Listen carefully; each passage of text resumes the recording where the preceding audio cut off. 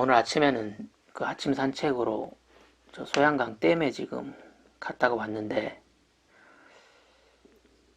지금 여기 중부지방도 지금 장마가 지금 시작돼서 지난 이틀간 지금 계속 비가 지금 내렸었거든.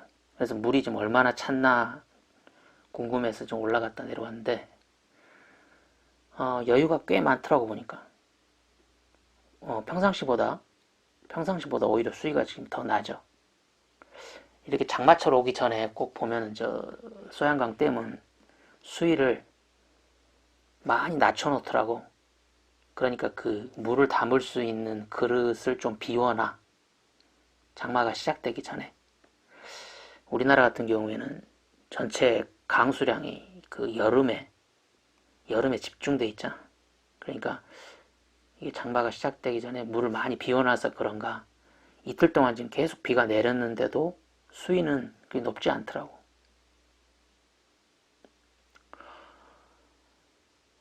지금 그 예전에는 그 무슨 게릴라성 집중호우 같은 거 있잖아. 뭐 한 시간에 막 100mm 막 미친 듯이 쏟아부는 특정 지역에 그런 비들이 별로 없었는데, 최근 10년 사이에는 그런 미친 강수량이 좀 꽤 있거든. 그래서 이 소양강 댐도 그 예전에 주 수문이 지금 하나밖에 없었는데 보조 수문까지 지금 만들어 놨다고.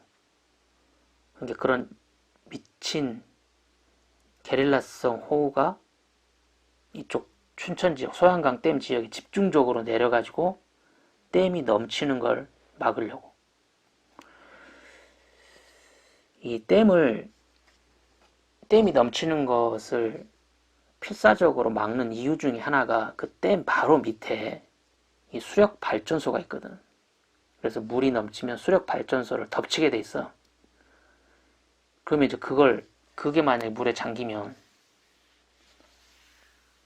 어마어마한 비용이 들 거야, 아마. 그래서 필사적으로 이 댐이 물이 넘는 걸 막으려고 주수문, 보조수문까지 다 만들어 놓고 있다고. 즉, 그 말은 무슨 말이냐면, 나처럼 댐 바로 밑에 내가 살고 있거든.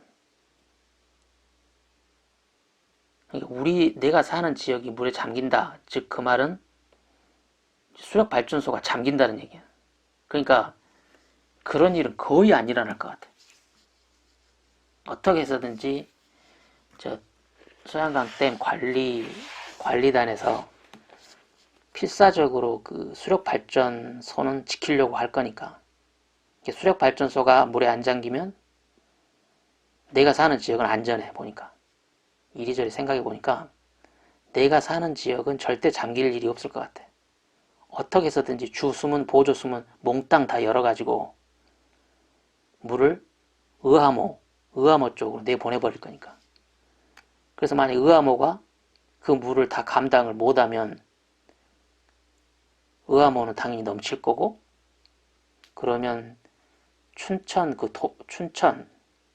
여기서 보면 좀 하류 지역이거든. 춘천 하류 지역이 피해를 입을 것 같아. 그리고 그 물이 그대로 가평, 청평 지나서 양평에서는 여기 북한강하고 남한강하고 합치니까 거기는 당연히 잠길 거고. 예전에 군대 생활할 때 내가 양평에서 군 생활을 근무를 했는데, 그때도 한번 그 양평이 물에 잠긴 경험이 있거든. 양평 군 전체가 다 물에 잠겨버리더라고. 길이 안 보여, 길이. 그리고 일반 승용차나 뭐 트럭 같은 건 아예 다닐 수가 없어. 왜냐면 그 자동차의 그 배기, 마우라, 거기가 물에 잠길 정도였으니까. 그래서 그 도로 아닌 도로를 다닐 수 있는 유일한 차들은 내가 그때 군대 생활할 때 군용차밖에 없었어. 군용차들은 마우라가 이렇게 하늘로 향해 있거든. 그러니까 바퀴 전체가 잠기더라도 마우라가 이게 하늘로 향해 있어서 이 군용차는 움직일 수가 있다고. 그래서 그때 막 고립된 사람들 내가 그 군용차를 운전해가지고, 내가 운전병이었거든. 운전해가지고 고립된 사람들 막 실어서 높은 지대로 옮기고, 또 막 그 둥둥둥 떠다니는 돼지들은 이렇게 물에 둥둥둥 뜨더라고. 소들은 좀 맥이 조금 견디다가 맥 없어지는데, 돼지들은 걔들은 비계가 많아서 그러나? 꼭 풍선처럼 둥둥둥둥 떠다니더라고 보면. 그래서 그 돼지들도 이렇게 좀 그 뭐 군인들이 이렇게 보트 타고 다니면서 돼지들을 이렇게 몰아가지고 그 길로 좀 몰아오면은 내 그 군용 트럭에 실어서 뭐 그랬던 기억도 나네. 그러니까 그때 운전할 때 길이 안 보이니까 그 가로수 있잖아, 가로수.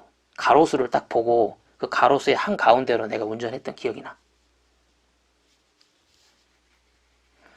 그렇게 한 2주 정도인가 그랬던 것 같아. 물 빠질 때까지. 그러고 이제 그거 끝나고 나서 그때 사단장이 고생했다고 아마 포상 휴가를 그때 7일인가 받았던 것 같아. 일주일간 집에 갔다 오라고 수고했다고 뭐 그런 기억도 나네. 자리간 그런 집중 폭우가 오면은 내가 사는 이 지역, 나는 이 소양강 댐 바로 밑에 사니까 여기는 절대 잠길 일이 없어. 위험한 건 이 춘천의 하류 지역, 그리고 그 밑에 있는 양평, 거기가 위험하지. 보니까 그때도 보니까 그 양평에 있는 뚝을 터버리는 것 같더라고. 양평을 포기를 하더라고 보니까. 양평 밑에는 서울이니까, 팔당 지나서는 서울이니까. 그때도 보니까 이게 국가에서 서울을 수도권을 방어하기 위해서 양평구는 안중에도 없더라고 보니까. 그 뚝을 강제로 터버려. 그래서 그 물이 양평을 다 덮어버리도록.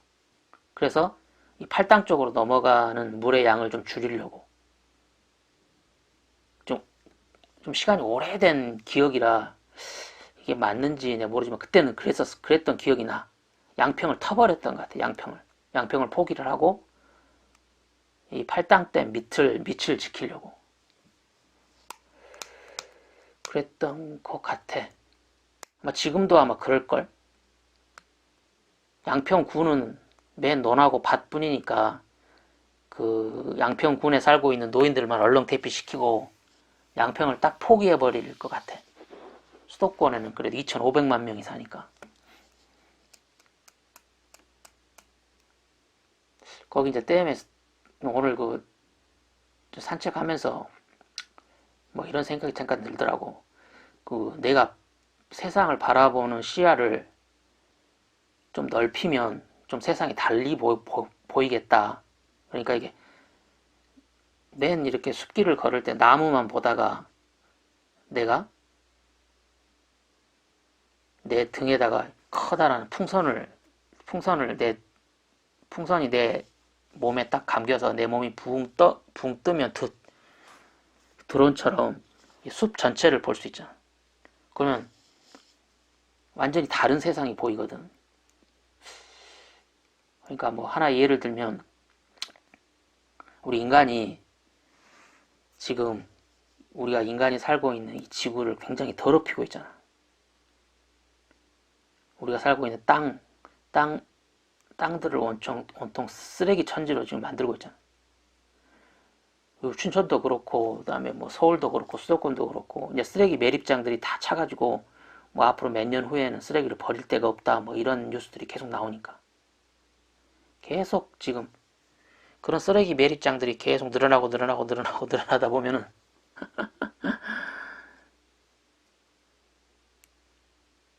쓰레기 천지가 되겠지. 그리고 바다는 지금 거의 미세 플라스틱으로 범벅이 돼 있다고 하잖아.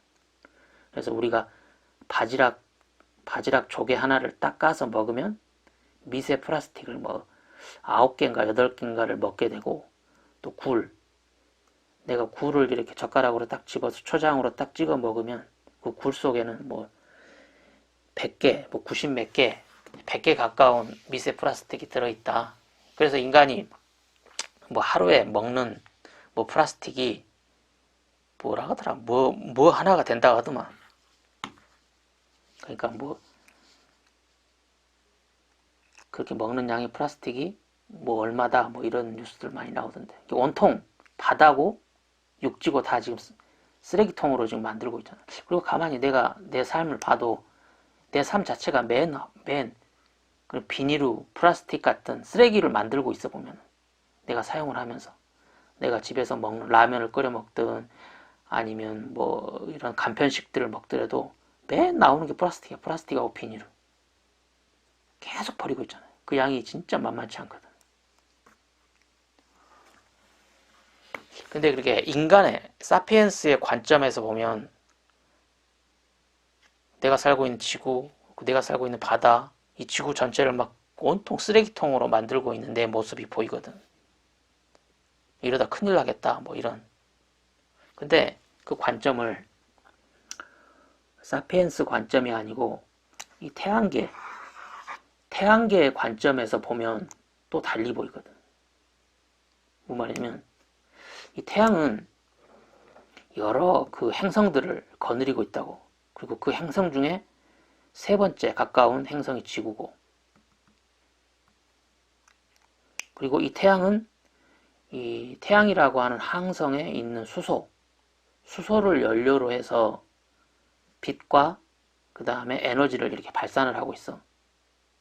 그러니까 수소 두 개가 합쳐지면서, 이게 수소 속에 있는 핵이 두 개가 딱 합쳐지면서 핵이 융합되면서 빛과 에너지를 발산을 한다고.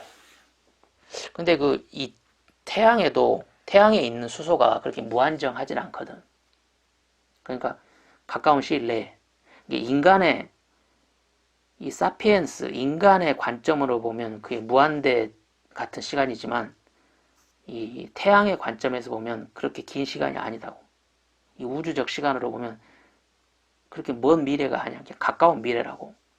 이 가까운 미래에 이 태양을 구성하고 있는 수소가 무한정하지 않기 때문에 수소가 자꾸 헬륨으로 자꾸 지금 바꾸면서 이렇게 빛과 열을 내고 있기 때문에 이 수소가 양이 준다고. 그래서 원래 태양이 가지고 있던 수소가 100이라면 이 수소 양이 한 50쯤 되면은 절반 정도를 사용을 해버리면, 절반 정도가 헬륨으로 바뀌어버리면 무슨 일이 일어나냐면 태양이 그 풍선처럼 막 부풀어 올라와.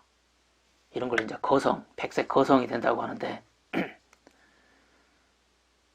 이게 수소가 충분할 때는 그 수소를 태워서 핵융합을 통해서 빛과 에너지를 발산하면서 자기의 형상을 유지를 한다고. 근데 그게 한 절반 정도 소모를 해서 절반밖에 안 남으면 얘가 다른 행동을 해. 즉 자기 자신의 몸집을 막 부풀려. 즉 그 말은 이 태양이 펑 하고 그 터지는 그 스텝을 밟는 거거든. 그래서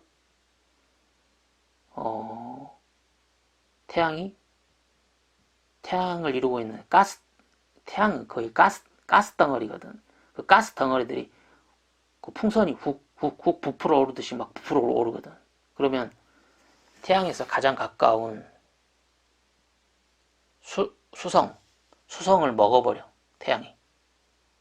그리고 또 계속 부풀어 올라와. 그러면서 금성을 먹어버린다고.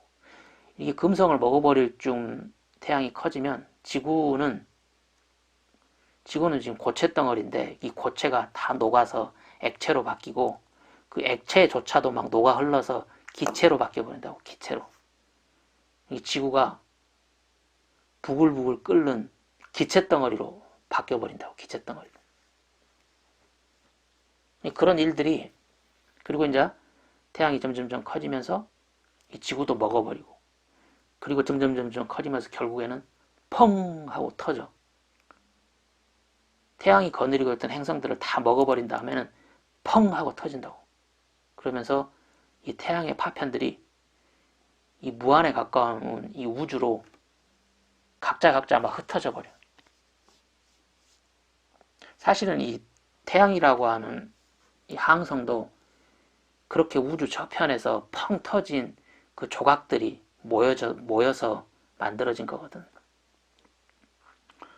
그러니까 그런 관점으로 보면 인간이 지구를 더럽힌다? 인간이 바다를 더럽힌다? 인간이 땅에다 쓰레기장으로 만들고 있다? 이런 것들은 너무 하찮은 일이야. 아무것도 아닌 일이야. 결국 뭐 인간이 이 지구를 더럽힌다고 했을 때 뭐 지구 밖에 있는 어떤 물질을 가져다가 이 지구를 더럽히는 게 아니거든. 그냥 지구 자체 땅 속에 있는 것을 꺼내서 땅 밖에다가 바다에다가 그냥 뿌리는 거거든. 그러니까 이 태양계의 관점에서 보면 인간이 지구를 더럽히고 환경을 더럽힌다? 이건 그냥 뭐 시시한 일이야, 시시한 일. 뭐 관심 가질 일도 아니도 아무 일도 아니야. 아주 가벼운 일이라고. 근데 이게 지금 문제가 되는 건 인간한테 문제가 되는 거지. 근데 인간은 뭐 자업자득이니까 자업자득이니까 당연한 건데 제일 억울한 건 인간하고 같이 살고 있는 동식물들이지. 걔들은 아무 죄도 없이 쓰레기통에서 살고 있지. 바다에서 사는 그 해양 생물들은 아무 죄도 없이 그냥 물을 마시고 아가미로 뱉어내면서 계속 플라스틱을 먹고 있지. 걔들이 억울하지. 태양계의 관점에서 보면 아무 일도 아니야 이게. 또 그 최근에 지금 코로나19를 봐도 이게 큰일이잖아. 도무지 이게 진정될 기미가 안 보이니까. 오늘 뉴스 보니까 그 미국에서 일일 확진자가 지금 3만 명이 넘는데 3만 명이 하루에. 이게 걷잡을 수 없는 거지. 걷잡을 수 없는 상황이라는 거야. 그런데도 그 트럼프라는 그 미국의 리더가 하는 짓거리가 미국은 지금 이 코로나19 대응을 아주 잘하고 있다 막 하면서 자화자찬하고 자빠졌고, 그 다음에 11월에 있을 그 대선 이 대통령을 두 번 헤쳐먹으려고 코로나가 번지든지 말든지 상관 안 하고 막 유세를 하고 있잖아. 그러니까 이 트럼프 이 개새끼는 미국인들은 안중에도 없어. 그냥 대통령을 두 번 해먹는 것에 원통. 근데 이 새끼는 진짜 양심도 없는 새끼 같아. 지금 미국인들이 10만 명 가까이 죽었거든. 그리고 앞으로 그 20만 명이 될지 30만 명이 될지도 몰라. 무슨 뭐 세계 3차 대전이 일어난 것도 아니고 미국인이 막 10만 명이 이 짧은 시간 안에 죽었다고. 또 이것도 천재지변도 아니야. 왜냐면 그 코로나의 첫 번째 확진자가 한국하고 미국에서 같이 발생을 했다고. 근데 한국 뭐 200명 죽고 말았는데 미국은 10만 명이나 죽었어. 그리고 코로나19의 진원지는 중국이라고. 중국으로 따지면 한국이 제일 가까워 이거. 이렇게 가까운 지역에 살고 있는 한국에서는 200명 사망자로 지금 막아내고 있는데 미국은 그 멀리 지구 반대편에 있는 그 미국이 10만 명이 넘게 죽고 이 숫자가 20만 명, 30만 명이 될 것 같은데 사람이 10만 명이 죽었다고. 이건 3차 세계대전이나 일어나야 그 가능한 일이거든 이게. 아니 그런 식의 행정부 수장으로 있는 트럼프가 양심이 있으면 대통령을 또 할 생각을 안 해야 되잖아. 근데 이 개새끼는 사람 새끼가 아닌 것 같아. 하여간 이 코로나19라고 하는 바이러스를 이 호모사피엔스 관점으로 보면 뭐 큰일 난 거야. 꼭 우리가 지구 환경을 더럽혀서 인간이 큰일 난 것처럼. 근데 조금 시야를 또 넓혀보면 이 코로나19라는 것은 결국은 이게 그 유전물질이거든. 그게 RNA가 됐든 DNA가 됐든 유전자라고, 유전자. 이 유전자에 부모, 할아버지 올라가면 이 지구가 생성되고 한 10억 년 이후에 원인은 알 수 없고 이유는 모르겠지만은 최초의 자기 복제를 할 수 있는 화학 물질이 딱 한 개가 발현이 된 거야. 한 개가. 그게 왜 발현이 됐는지는 몰라. 너무 오래전 일이라. 근데 어찌됐든 결과적으로 딱 하나의 자기 복제가 가능한 화학 물질이 발견됐어. 그리고 그 화학 물질은 A, C, GT라는 4개의 정보를 가지고 있어. 그러니까 우리가 컴퓨터 언어들은 다 이진수잖아. 0과 2를 가지고 있는 이진수인 것처럼 우리의 유전 물질은 이 사진수야, 사진수. 4개의 구성 요소를 갖고 있어. 그리고 이 4개의 구성 요소 중에 특이점이 하나 있는데 꼭 뭐냐면 A는 C하고만 붙어. 그리고 A는 G하고만 붙나? A는 G하고만 붙고 C는 T하고만 붙고. 그러니까 이렇게만 붙어. 이런 특성을 갖고 있어. A, C, G, T. 가물가물하네. 저기가 A는 C하고만 붙고 뭐 G는 T하고만 붙는다. 이런 특성을 갖고 있거든. 그런데 지구에 살고 있는 모든 동식물들 뿐만 아니라 미생물들의 유전자의 모양을 보면 다 A, C, G, T 4가지 성분으로 구성되어 있고 A는 G하고만 붙고 C는 T하고만 붙어. 즉 그걸 보면은 이게 한 부모에서 왔구나 이런 걸 확신할 수가 있어. 자, 그러니까 코로나19를 구성하고 있는 유전 물질도 저쪽 할아버지로 쭉 올라가면 그